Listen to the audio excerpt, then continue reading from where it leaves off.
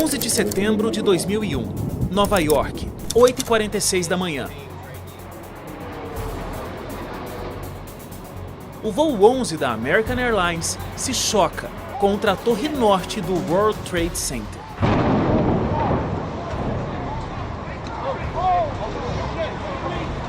O que parecia ser um acidente se transforma em pânico, quando 16 minutos depois, outro avião atinge a Torre Sul.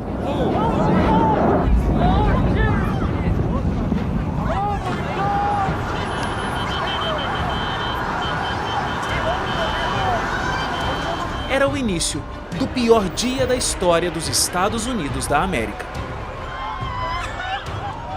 O caos toma conta das ruas, fechando todas as pontes e túneis de Manhattan imediatamente.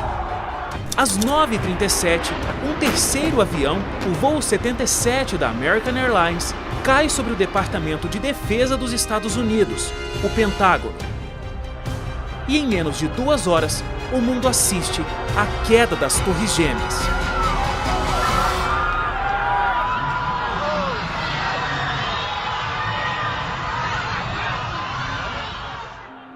Um quarto avião, que teria como destino o Capitólio ou a Casa Branca, caiu em uma plantação na Pensilvânia, após passageiros tentarem retomar o controle da aeronave. Os atentados terroristas de 11 de setembro tiraram a vida de quase 3.000 pessoas, deixaram mais de 6.000 feridos e afetaram a vida de bilhões, em um dia que ficou marcado na história e na memória. Todo mundo lembra desse dia, todo mundo lembra o que estava fazendo nesse momento. Eu me lembro claramente, eu estava nos Estados Unidos, havia acabado de chegar em Miami, eu tinha uma reunião com um fundo de investimentos em Palm Beach. Eu era embaixador do Brasil em Washington, estava me preparando para ir para o escritório, para a chancelaria, quando um colega meu telefonou e disse: olha, veja a televisão que um avião se chocou contra a torre. E eu fui atrás de uma televisão e aí eu vi exatamente quando o outro avião se chocou contra a segunda torre. Aí eu fui imediatamente para o escritório, para o meu gabinete lá, tentar falar com o presidente Fernando Henrique. Eu lembro exatamente do dia, do momento, chocado, prestando atenção naquilo que era algo totalmente inconcebível. Os americanos sempre acharam que os oceanos os protegiam e, de repente, internamente houve um ataque. Então, foi um momento muito interessante para estar nos Estados Unidos. O senhor continua ainda como embaixador lá nos Estados Unidos até 2004. Houve alguma ação especificamente com relação ao 11 de setembro? O que o Brasil contribuiu ou enviou mensagens ao presidente americano? Qual foi essa relação nesse período do ataque? O presidente Fernando Henrique imediatamente manteve contato com a embaixada americana em Brasília e me pediu para que eu transmitisse lá em Washington as condolências e a preocupação do governo brasileiro com esse fato inusitado. Pela primeira vez, os Estados Unidos estavam sendo atacados em seu próprio território. E eu antevia que haveria uma reação muito forte por parte das autoridades americanas, como de fato aconteceu. Os Estados Unidos, nesse momento do ataque terrorista, eles mantinham 31% de todo o PIB mundial. E existia uma grande distância ainda entre os próximos colocados. Realmente era uma superpotência econômica que dificilmente, naquele período, inclusive 2001, alguém poderia imaginar um ataque como esse, não é verdade, doutor? Essa ação toda foi muito bem concebida, no sentido de que os alvos eram o poder econômico, o poder militar e o poder político americano. Só fracassou o poder político, os outros 2 alvos foram alcançados. E a população americana e mesmo as autoridades americanas jamais podiam imaginar que isso acontecesse. Então, eu, naquele momento, ao conversar com o presidente Fernando Henrique, eu já adiantei a minha visão de que esse seria um fato marcante na sociedade americana, que traria grandes consequências de longo prazo e que os Estados Unidos não seriam o mesmo depois desse ataque de 11 de setembro. Você morou nos Estados Unidos por 7 anos, você chegou lá em 2002, então tinha acabado de acontecer o atentado e você viu toda a mudança que os Estados Unidos fizeram com relação à segurança. Você acha que, de certa forma, os americanos eles tiveram que abrir mão de uma certa liberdade em prol da segurança? No começo do pós-11 de setembro, houve uma troca, e essa troca é natural, né? A troca da liberdade pela segurança, ela existe desde o fundamento do Estado. O Thomas Hobbes já falava disso, que as pessoas abdicam da sua liberdade, da sua soberania, para criar uma ordem, e o fato mais importante na criação do Estado é o estabelecimento da ordem, porque sem ordem, sem segurança, nós vivemos num estado de anarquia, de sofrimento, de perigo e riscos. Houve uma intrusão muito grande, os e-mails eram violados e depois houve uma certa reação da sociedade e alguns desses excessos foram contidos, mas a legislação continua em vigor até hoje, foi renovada recentemente. Naquele momento que não se sabia muito bem de onde vinha a ameaça e tinha que se estabelecer ou trazer uma resposta para a situação, isso se tornou mais controverso. Eu acho que depois do 11 de setembro, ao longo desses últimos 15 anos, isso foi diminuindo e aliviando. Houve uma mudança, então, dessa percepção em relação à segurança que o cidadão americano tinha. Ele ficou profundamente abalado e foi mais uma questão psicológica, né? E depois as consequências econômicas, com um aumento brutal dos gastos por causa das guerras. Então, houve outras consequências que afetaram indiretamente o cidadão americano. Tudo por causa desse ataque de 11 de setembro. O impacto dos aviões não abalou somente símbolos do capitalismo, mas afetou mercados mundiais. A economia parou, empresas de seguro quase quebraram e uma crise de confiança se espalhou pelo mundo. O impacto do 11 de setembro ele foi enorme, não só em Nova York, empregos foram perdidos, os bancos que tiveram que se reajustar, o custo todo de segurança nos aeroportos, então houve um impacto negativo nesse sentido. E houve também havia uma massa de dinheiro que volta para os Estados Unidos, né? O pessoal para de investir um pouco internacionalmente, e aí você tem o mercado em aquecimento e aí gera todo o resultado da crise de 2007. Mas quanto custou para os Estados Unidos esse atentado? O 11 de setembro custou quanto para o bolso americano? Bem, vamos pensar aí e dividir em 2 momentos. O primeiro momento, o custo interno, né?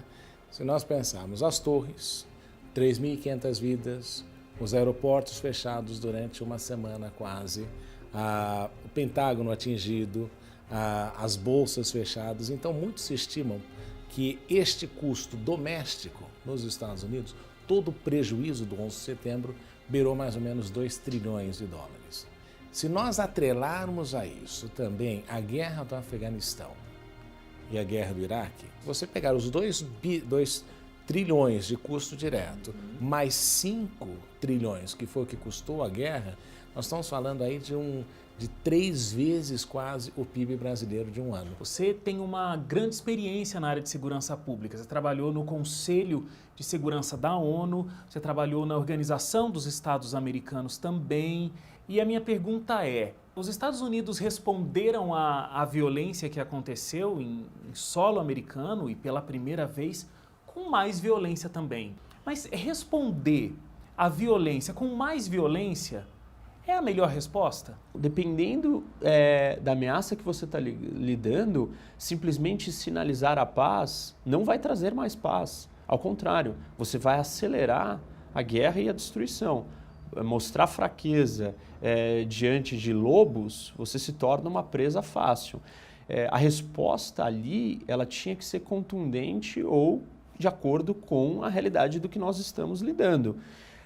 Existem erros de algumas ações, como por exemplo o Iraque é um erro, mas o Afeganistão não. O Afeganistão, inclusive, o direito internacional reconhece que é legítima defesa porque você foi atacado. A mensagem naquele momento para os Estados Unidos e mensagem dos Estados Unidos ao mundo é a de resistência. Você não pode combater os Estados Unidos sem sofrer as sanções relativas a este combate. Foi algo necessário. Aí você tem que dividir em 2 pontos. Primeiro, Afeganistão e Iraque. Afeganistão e Iraque. Afeganistão, a guerra necessária. Em que sentido? No sentido de que você estava dando uma mensagem ao mundo e acabando com os campos de treinamento da Al-Qaeda. Então, aí a mensagem estava correta. Iraque, a guerra desnecessária. Por quê? Porque a guerra do Iraque não tinha uma previsão de como você resolve a situação no dia seguinte. Tiramos Saddam Hussein, tá bom, quem que a gente coloca? Esta pergunta, como é que fica o Iraque depois que nós saímos, é que ela não foi respondida. O debate mundial estava girando em torno da resposta de como lidar com o Iraque.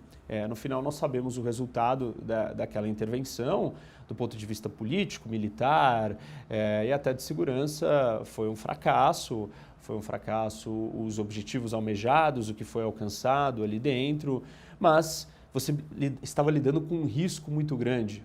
E a decisão de um líder e daqueles que governavam o país era, mesmo que a possibilidade dele ter armas de destruição em massa sejam muito pequenas, na era do terrorismo, o uso dessas armas causaria uma destruição, um impacto absurdo. Quer dizer, os Estados Unidos passaram a ter uma potência que agia unilateralmente, não se preocupava com a comunidade internacional. Isso criou muitos problemas, como nós vimos posteriormente, né? Sobretudo com a guerra do Iraque, o desmonte do governo do Iraque, a prisão e a morte do Saddam Hussein e o começo das atividades terroristas, que toda essa atividade que nós estamos vendo hoje, em grande parte, na minha visão, é consequência dessa guerra do Iraque, que não tinha justificativa na época, porque não era uma ameaça aos Estados Unidos e foi a primeira vez que os Estados Unidos atacaram um país sem ter sido atacado. O medo de novos ataques fez com que diversos governos alterassem ou criassem uma lei antiterrorista. Já os Estados Unidos lançaram uma guerra ao terror, que custou ao país mais de 2 trilhões de dólares e criou um novo inimigo comum: os muçulmanos. O senhor Sheikh viveu intensamente esse momento do 11 de setembro porque foi um pouco de um porta-voz que a gente tinha para a imprensa aqui no Brasil. O senhor acha que foi aí que começa o preconceito contra o islamismo? Porque o atentado 11 de setembro ele foi arquitetado, ele foi pensado por uma organização fundamentalista islâmica que é a Al-Qaeda. Começou um preconceito a se acentuar ali. Os atentados de 11 de setembro foram um marco. Então, aqui inicia-se realmente uma década de onda de discriminação, de preconceito e a desconstrução do indivíduo muçulmano, porque toda hora era associado terrorista muçulmano, muçulmano terrorista. Durante uma década, de 2001 até 2011, houve uma onda de discriminação. Eu acho que a partir daí, uma parte da população americana, mais radical, mais conservadora, passou a identificar os árabes em geral como inimigos. Associar como se fosse verdade o atentado ligado aos muçulmanos, isso não pode acontecer. Nenhuma religião, nenhuma ideologia prega isso. Ela prega o bem. O erro está no seguidor e não na doutrina, não na ideologia, não na religião. Então, o impacto do 11 de setembro foi enorme. E nós não podemos também dissociar que todo esse surgimento do Estado Islâmico se deve como resultado daquela interferência equivocada dos Estados Unidos no Iraque. Então, o custo do 11 de setembro ainda se perpetua. Não só nos Estados Unidos, mas se perpetua pelo mundo. no mundo inteiro. A questão terrorista que você enfrenta hoje em dia na Europa, que é resultado de uma Síria que enfrenta problemas, dominação dos Estados Unidos na Síria, aquela ação equivocada no Iraque, surge aquela ideia de um califado, esse califado tem acesso a invade cidades, tem acesso a campo de petróleo, tudo isso, e aí você cria totalmente uma receita de desastre, como a gente tem observado nos últimos anos. A gente tem conversado de vários fatores, várias mudanças no mundo, na área da segurança pública, na área da economia, na área da política internacional, na área do terrorismo, onde o mundo não foi o mesmo a partir de 11 de setembro. A gente pode dizer que é como se o 11 de setembro fosse um dia que ainda não terminou? Não terminou porque incitou e fez com que o terrorismo assumisse uma pele diferente. O que o 11 de setembro faz é aflorar esse terrorismo de natureza fundamentalista religiosa, que não é a religião, não é o islamismo, é uma caricatura do islamismo, e que de alguma forma ele ascende e cresce. E aí o que acontece? Por que é uma guerra que não terminou? Porque o impacto dela se faz sentir até hoje. Quando acontece uma grande crise, geralmente a gente tira alguma lição, geralmente tem algo que fica, que infelizmente aconteceu a crise, mas algo positivo ficou. Isso aconteceu com as grandes guerras que a gente teve, por exemplo. Com esse atentado do 11 de setembro, será que existe alguma lição aprendida? Existe algo de positivo que possa ser tirado dessa infelicidade? Os sábios muçulmanos falam "Fi kulli mihna minha". Em cada dificuldade há uma facilidade. Em cada problema você consegue tirar também algum proveito. E o que aconteceu de 11 de setembro foi uma das coisas boas que a gente pode, se existe, né? É também essa grande procura, essa pesquisa sobre a religião islâmica. Muitas lições. A gente pode olhar do ponto de vista social, político, militar, estratégico. Tem uma série de coisas para serem absorvidas. Hoje, no século XXI, o poder ele é difuso. Então, de repente, ter o maior exército, os maiores aviões, porta-aviões, a maior força bélica, não te garante segurança. E alguém com menos força é capaz de produzir um estrago muito maior.